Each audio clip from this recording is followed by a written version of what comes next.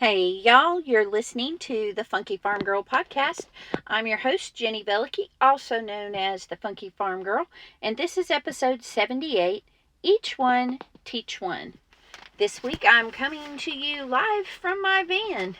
As I wait for my girls in dance class, I really wanted to get this episode recorded earlier in the day than I normally do.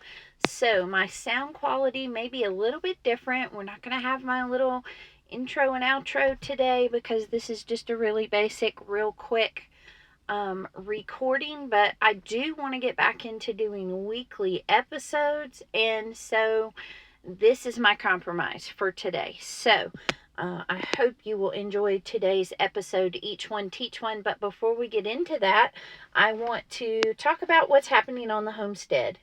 We are finally beginning to clear garden beds and spread wood chips. If you go back and listen to the last episode about getting ready for spring, episode 77, that is all the things that we're doing now. And so it's been really exciting to be outside and in the beautiful weather and soaking up the sunshine. And I'm just so glad to be back in my garden again. So stay tuned for all the latest garden news and things like that. You can always follow me on Instagram at the Funky Farm Girl. I'm posting there daily in my stories. And then I have a couple posts in my feed a few times a week, and I'm even starting to do a few reels. So go check me out at the Funky Farm Girl on Instagram if you want to keep up with me more during the week. So, this week I want to talk about Each One, Teach One. Our church lately has been focused on discipleship, specifically working through the book of Titus and how Titus has been charged with helping the church to begin to make disciples that make disciples.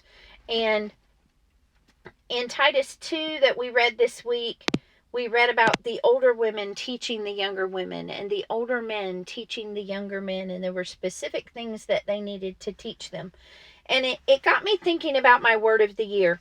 If you remember back in episode 74, Leaving a Legacy, I talked about that my word of the year this year is legacy, and how I just really want to focus on what am I leaving behind? What am I sowing into this next generation, to my children, to their children? What is the legacy that I'm coming from and able to benefit from? And so those questions, along with all this talk about discipleship in my church life, really has me thinking a lot. And I started thinking about the fact that the values and the skills of homesteading, and even the value and skills of homemaking, traditionally were just passed down from one generation to the next for years and years and years. And that was just the norm. It was the way things were. Moms taught their children in their home how to help them do all the things that they were doing and take care of the things that they were doing. And then those children grew up and knew what to do and taught the next generation. And for many of us, though, that ended with our mothers. Most of us grew up in homes where our mother's generation was the one that started going to work. Our mother's generation was the one who had access to industrialized food systems. And those two things really impacted the passing down of traditions and skills and ways of doing things in terms of homemaking and homesteading. And we just had unprecedented numbers of a generation of women who grew up not having those skills, not having that teaching, and not having that foundation and way of life where this is the norm. So for many of us, our norm was to grow up buying food from the grocery store. Our norm was to have never had a garden in our backyard. Our norm was that our mom went to work And so it is very unusual for us to then turn around and look at homesteading and homemaking, and it's not normal to us. It's something that is foreign. It's something that we haven't been taught. It hasn't been sown into our lives. And so we don't have now, we have this younger generation coming up behind us who, I'm in my mid 40s, and I see women in their 20s and maybe even early 30s who are embracing this, getting back to traditional ways and getting back to homesteading and homemaking, and they want to do these things, and they don't have the older generation to teach them. And so now more than ever, it's important to learn those skills so that they're not going to be completely lost, because we're already one generation out from not teaching those, each one teaching one, and already there's this huge gap in the information that's available and the skills that have been lost and not passed down.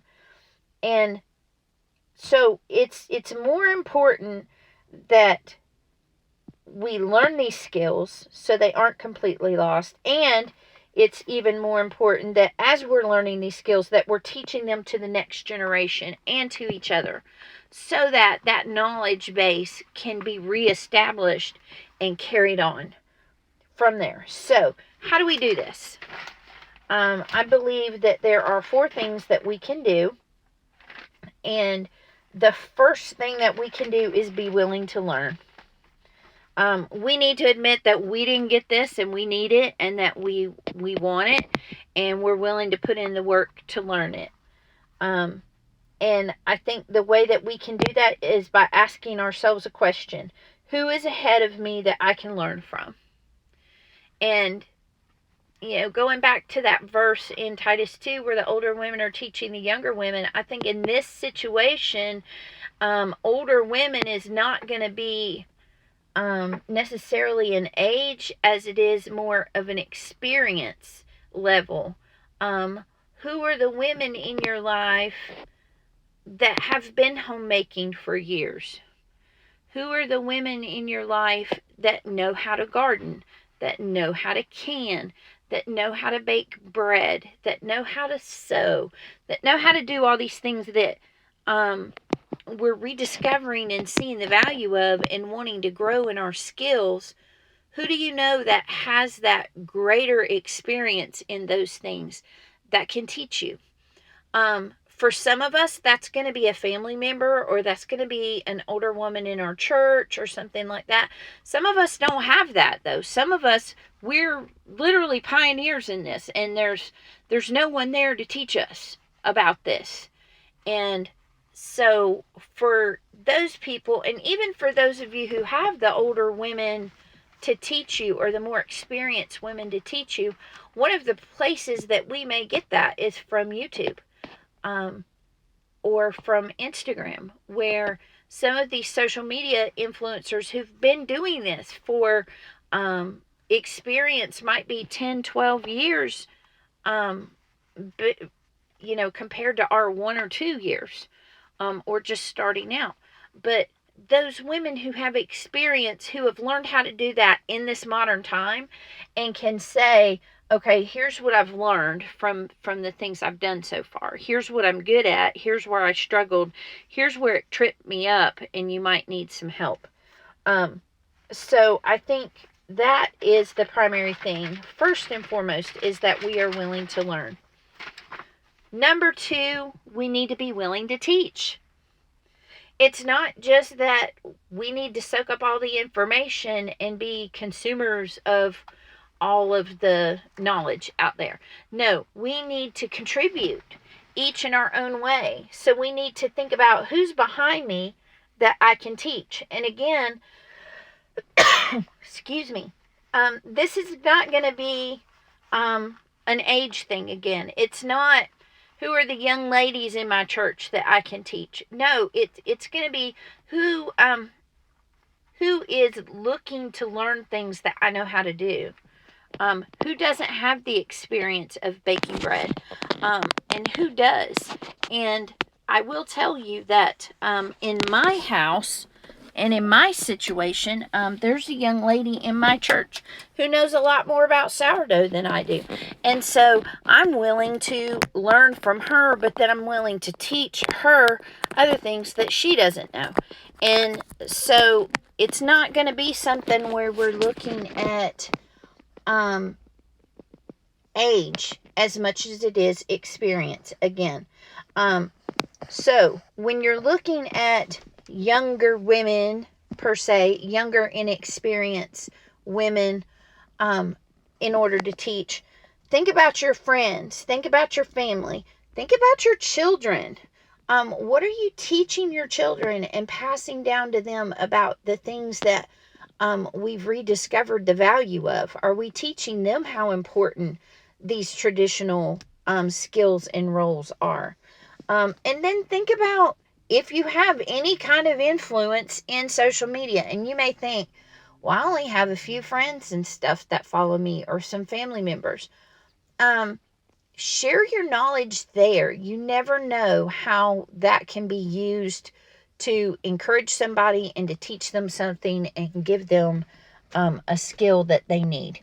Y'all, I'm going to pause and I'm going to crank up my car because I don't want to kill my phone battery while I'm recording this, and I can see it going down. Okay. So we know that we need to be willing to teach, and we know that we need to be willing to learn. Number 3, we need to determine our priorities.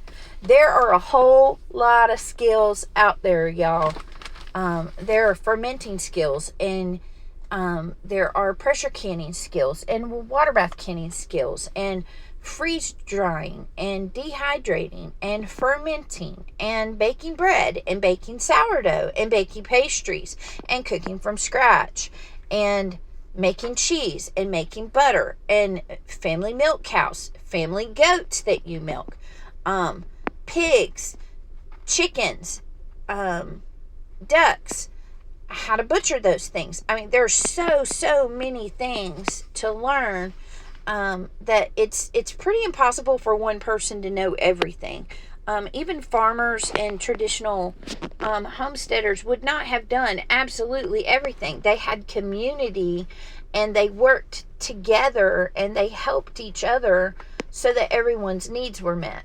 So you don't need to know how to do it all. So don't get overwhelmed by all that. What you need to do is to determine your priorities. What skills are the most important to you? What is the 1 or 2 things that you really want to focus on right now and learn how to do? And after you've learned to do those, then maybe that means that this other thing is now important and you want to add that in. But truly, don't get overwhelmed with it. Make a priority of what you want to learn how to do. For me, cheese making is not that big of a deal right now because I don't have a dairy source as far as a dairy animal on my land. So that's something that I can set aside, and I don't necessarily need to know how to do. I'm also not really urgently considering something like soap making or making my own cleaning products or beauty care items because I have the wellness box, and I know that those things are available to me in a clean, non-toxic, biodegradable, environmentally friendly, family safe way that comes straight to my door. Then that's one thing I don't have to worry about trying to learn how to do myself. So make those determinations for yourself. Make those priorities. Determine what they are. And then you'll know what you need to learn. And it's also going to determine the kinds of things that you already know, because those things that you learn are based on your priorities. So when what's important to you is something that is important to someone else, then you have skills and information and experience that you can pass on to them from the things that you've already made a priority. Last but not least, so we have being willing to learn, being willing to teach, determining your priorities, and number 4, rediscovering history. There is so much about the way things were and the way things were done and traditional skills in homesteading and homemaking that I just don't know about. I don't know why they did it. I don't know how they did it or what they did. And so it's fascinating for me to dig into that history and to find out about those things. For example, the Hopewell Homestead today shared a post from an account out of Indiana that was talking about the farmettes. And the farmettes were women who went and worked on farms as farmhands during World War II to ensure the food supply of the nation, that the commercial farmers were still able to produce food to feed the nation, because traditionally those were jobs that were done by men and they were off to war. And so these women came in and they did these jobs. And because of things like mechanical, innovations like tractors and things like that, they were able to use women and older men and even some younger children to help harvest the crop and feed the nation in a way that they would not have been able to do otherwise. And so that was an interesting little piece of history that I learned. You can learn history by talking to grandparents. If you still have your grandparents with you, ask them questions. Ask them how they did things. Ask them to teach you about something, or even just ask them questions about daily life to get an idea of what kinds of things were happening and what you can learn from. If you don't have your grandparents, do you have great aunts and uncles? Do you have older uncles and aunts that maybe will remember things that your parents don't? Also, older people in your church can be a valuable source of information when you're trying to learn the history of the way things were. I also really like to read historic accounts like the one that I just told you about. I like to find vintage cookbooks and recipes and go through those. I have old church cookbooks from my grandmother's church that has been established for 200 years now, and I've learned a lot about the history of the church and also a lot about how they cooked through the different editions of that cookbook. I've also gotten several older cookbooks that have taught me a lot about how to use foods in ways that many cookbooks now are not going to bother with. They want to teach you a fancy thing to do. I learned this week how to make boiled okra and tomatoes. My mother-in-law grew up eating it. I had never had it before, and just doing a Google search, there really wasn't much information about a basic way to do it because everybody wanted to make it fancy. So then I looked in my old 1946 edition of the American Cookbook and found a recipe for basic boiled okra and tomatoes, and she loved it. So getting into vintage books and recipes and historical accounts and things like that can really teach us a lot as well. Also, I highly recommend the podcast Ancestral Kitchen. They're great at getting back to the roots of cooking and traditional skills in the kitchen and historical ways of doing things. So I definitely recommend that you check out Ancestral Kitchen. You can check them out in the show notes. So Deuteronomy 6:7 says, "You shall teach them diligently to your children, and shall talk of them when you sit in your house, and when you walk by the way, and when you lie down, and when you rise." So this sort of it's more of an exhortation than it is a command. But the Lord was telling them, the people of Israel, I've given you all these commandments and the law, and I want you to take it and teach it diligently to your children. And the way you're going to do that is to talk about it in your house, talk about it when you sit, talk about it when you walk by the way, talk about it when you're lying down and when you're rising. And so it was a daily part of their conversation to talk about what the Lord had done, what the Lord commands and requires of them, and how the Lord had been faithful to them. And by teaching their children those things, they would not forget the faithfulness of God. And so it was a discipleship. It was teaching truths and the faithfulness of God to their children so that they would remember who God was and they would follow him. But it's more than that, because it's teaching our children to teach their children.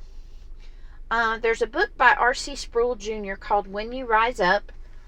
And in this book, he basically says that we don't want to just teach our children. We want them to embrace and believe and adopt the spiritual values and truths that we have. And we want them to do that to such an extent that they, in turn, are going to make it a priority to do the same for their children. So it's not enough to teach our children. We need to teach our children to teach their children, so that it will continue. That way we were not going to have this breakdown like we've had over this past generation, where the importance and the family values surrounding homemaking and homesteading have fallen by the wayside and skipped almost 2 generations now. So this discipleship mindset, this each one teach one mentality, is what can turn the tide for our current culture, both spiritually and from a home-centered family values kind of perspective. It can bring about a return to Jesus. It can bring about a return to family and home as the center. It can bring about a return to value in homemaking skills. Not just that we know how to do those things, but we see the value in them. We see the value in the people who do them. Right now, being a homemaker is looked down on, and it's not considered anything worthwhile to pursue. And I believe that that's because we don't understand the value and the impact of it, because we didn't see our parents embracing the value and the impact of it. We can return to a joy in children, where we don't see children as a burden, and we don't see children as bothersome and a responsibility, but we see them as a joy to have around. We can return to reconnect to nature and creation by exercising dominion through growing food and raising animals. So, my call to action for you is, what skills do you have already? Who can you teach? And what skills do you need? And who can teach those to you? Think about those things. Evaluate where you are and what you can do. What do you have to contribute? And what do you need that you can learn from other people? One thing I would love to throw out as a recommendation here at the end of the podcast today is the Abundance Plus platform. Abundance Plus is a streaming platform brought to you by the Justin Rhodes, and it is a compilation of shows and vlogs and documentaries centered on homesteading life and homesteading skills. This is an abundant source of teaching. If you need things to be taught to you, this is an amazing resource. You can check out Abundant Plus by clicking the link in the show notes and signing up. It's $15 a month for all the streaming that you can do. There are no ads on there. And if you use the code FUNKY10, you'll get 10% off your monthly fee. So thanks for joining me. I'll see you next week.